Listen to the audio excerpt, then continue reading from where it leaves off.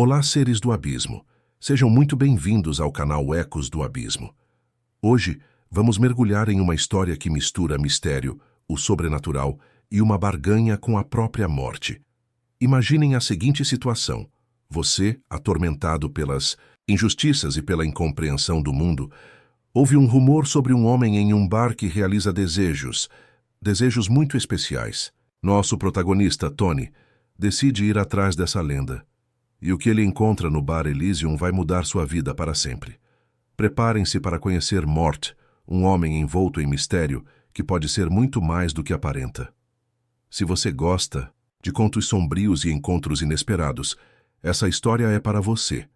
Mas antes de começarmos, já deixe aquele like caprichado e ative as notificações para não perder nenhum dos nossos próximos mergulhos no abismo.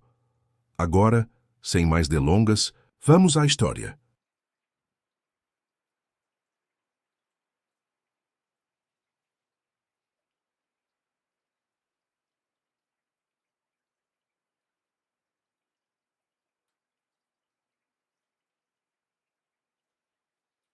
Quando eu estava na faculdade, ouvi um boato sobre um homem em um bar que fazia negócios. Negócios muito especiais.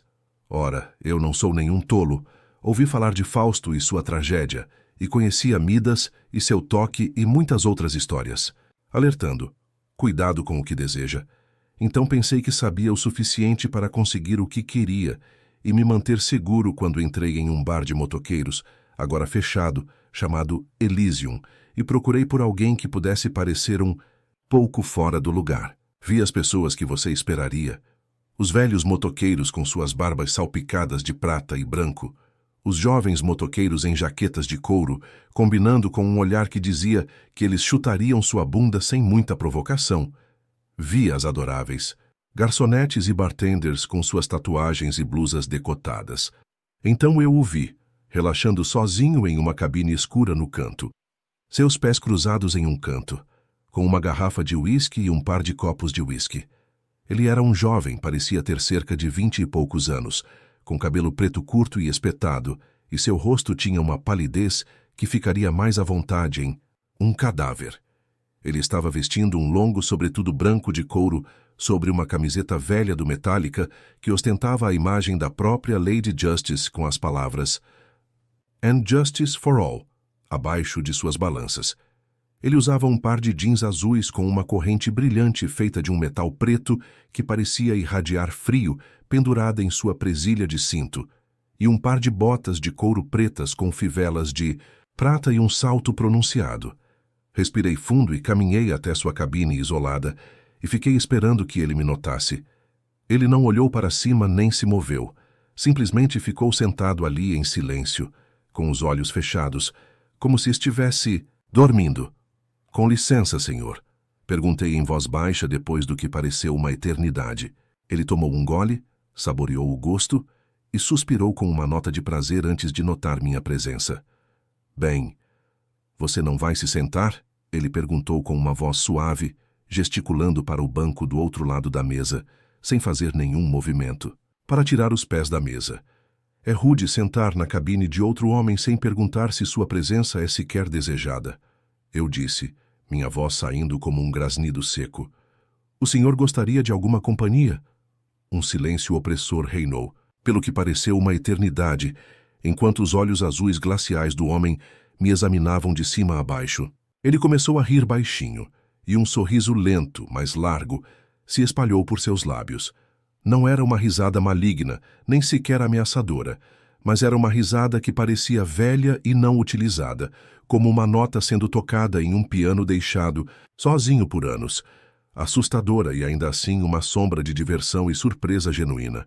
Isso sim é engraçado. Ele disse enquanto cuidadosamente tirava os pés da mesa e gesticulava para que eu me sentasse à sua frente. Sentei-me com movimentos cuidadosos e ponderados, mantendo as mãos no meu colo para que não ficasse óbvio que meus nós dos dedos estavam brancos. Você deve ser muito cuidadoso com predadores, sejam eles sobrenaturais ou não. Mostrar medo de qualquer tipo ou se mover muito rápido transforma você de um jovem divertido em presa em questão de segundos. Limpei a garganta antes de perguntar em algo que lembrava minha voz normal. O que é engraçado, se posso perguntar? Garoto, ele disse secamente, você é engraçado. Você nem chegou à metade dos seus 20 anos e ainda assim tem respeito. Você se importa com cortesias e boas maneiras. Pessoas de todas as idades têm entrado aqui exigindo negócios, ou me acusando de ser uma fraude. Elas me contaram histórias tristes e fizeram apelos por justiça, e, no entanto, você, alguém que deveria ser o retrato da impaciência e da impertinência, entra aqui com educação e etiqueta. Ele riu baixinho para si mesmo, enquanto servia 2 doses e deslizava uma para mim. Eu estava prestes a recusar, mas seria rude rejeitar uma gentileza depois de ser elogiado por minhas boas maneiras. Então peguei a dose e bebi rapidamente. O uísque queimou todo o caminho da minha língua até o meu estômago. Mas não foi doloroso. Na verdade, foi bem quente em comparação com a noite fria e chuvosa de outubro lá fora. Suspirei feliz e examinei o copo, vendo uma caveira sorridente gravada no fundo. Coloquei-o de volta com um arrepio. Obrigado, senhor. É muito apreciado. Eu disse, falando como se estivesse em casa novamente com meu pai militar. De nada, mas não me chame de senhor. Somos 2 homens sentados em um bar. Não é necessário mais respeito do que isso. Pode me chamar de... Ele fez uma pausa e pensou por um momento e então disse... Mort. Abri a boca para falar, mas antes que eu pudesse sequer pronunciar, uma sílaba, Mort falou enquanto servia outro par de doses. Ora, eu sei que você usa Tony, que é a abreviação de Anthony. Você não suporta seu primeiro nome, Thomas, por causa de seu pai e da tradição familiar de nomear todo o primogênito. Thomas remontando ao seu tetravô Atticus, em cuja homenagem suas iniciais são e cujo nome você gostaria de ter recebido em vez de Anthony. Mort bebeu um gole de seu copo, parecendo não mais sinistro do que se tivesse dito que o céu era azul e que faz bastante frio no inverno. Sentei-me ali em horror e fascínio, enquanto esse homem havia casualmente despejado detalhes íntimos sobre meu nome e meus pensamentos mais profundos. Não me atrevi a me mover, com medo de que ele percebesse o quão terrivelmente minhas mãos estavam tremendo. Não consegui me impedir de fazer a pergunta mais óbvia. Como você... saber tudo isso sobre você? Meu amigo, você sabe quem todos afirmam que eu sou, correto? Eu só consegui acenar com a cabeça lentamente. Se eu sou de fato o ceifador, Hades, Thanatos, a própria morte, então como eu não saberia? Ele sorriu para mim e puxou a corrente preta, que estava presa a um livro muito pesado, e gentilmente o colocou sobre a mesa e o abriu. Ele rapidamente folheou algumas páginas e colocou o dedo no topo de uma página. Ah, aí está, viu? Hesitei por um momento antes de olhar para a página. Nela, em uma caligrafia delicada, fluida e intrincada, estava o meu nome completo, minha data de nascimento e um espaço em branco ao lado. Mort fechou rapidamente o livro, antes que meus olhos pudessem ir mais abaixo do cabeçalho da página. Calma, calma, ele disse com um suave tom de reprovação. Não podemos deixar você ler o final da sua própria história de vida. Tony, se você soubesse o final, poderia tentar me fazer de mentiroso. Ele sorriu suavemente, mas o sorriso não alcançou seus olhos. E tenho certeza que você já sabe o quão bem isso funcionou para os muitos gregos que tentaram. Ele pegou o livro, e eu só consegui olhar fixamente enquanto ele encolhia até o tamanho de um celular e o guardava de volta no bolso. Agora que minhas credenciais foram verificadas, podemos ir ao motivo da sua visita? Senti como se alguém tivesse me esfaqueado no estômago com um pedaço de gelo do tamanho do meu braço. Isso era real. Isso estava acontecendo.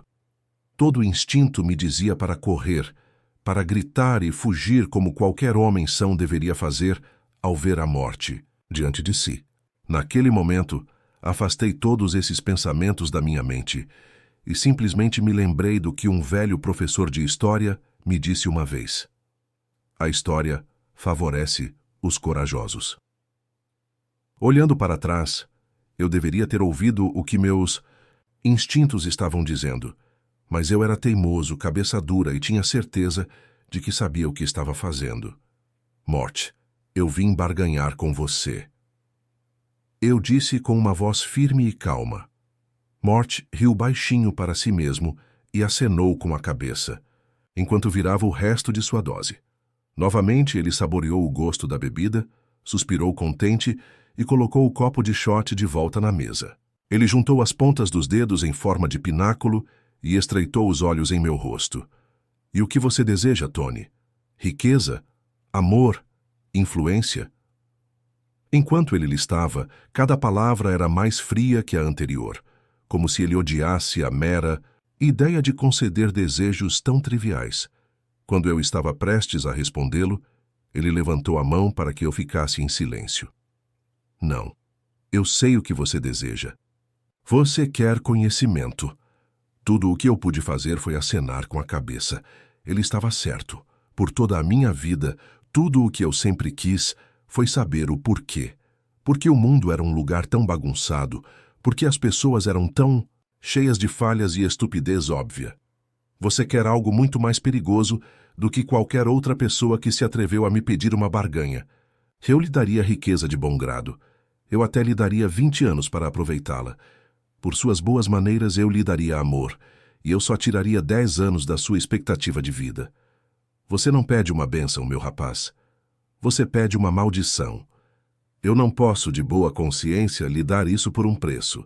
Morte, eu vim barganhar com você, e meu pedido está bem dentro do seu poder.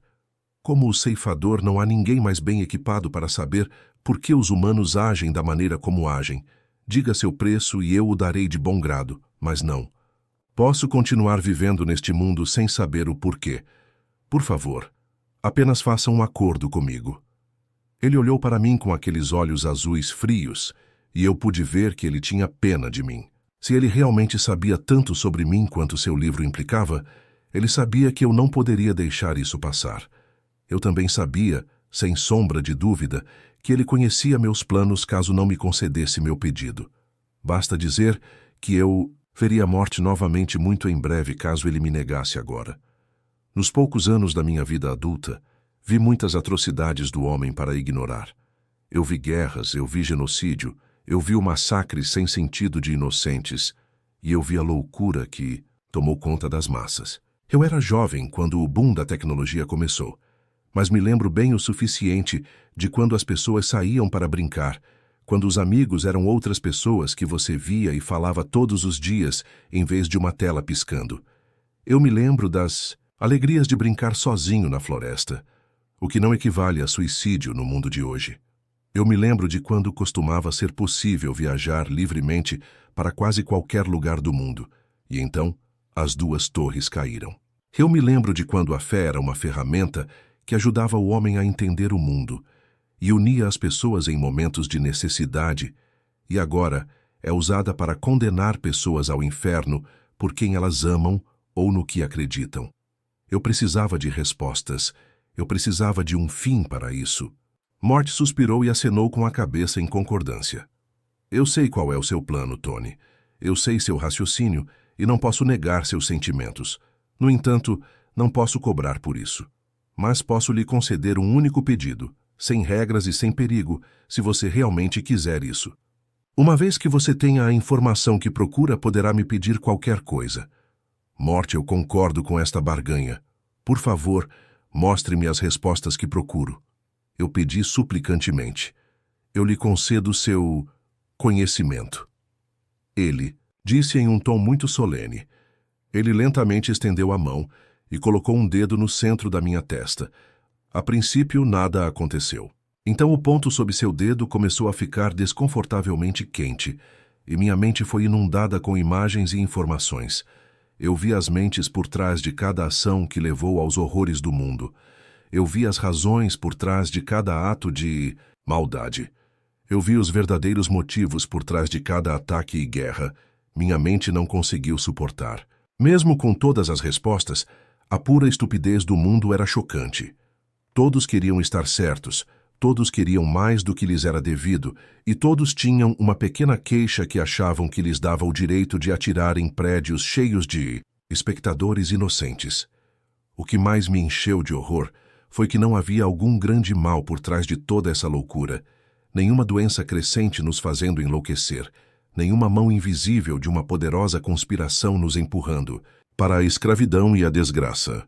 O que estava fazendo o mundo inteiro enlouquecer não era nada mais do que nosso próprio egoísmo avassalador e nossa incapacidade de olhar ao redor e ver a destruição que todos os nossos pequenos desejos e as chamadas necessidades estavam causando.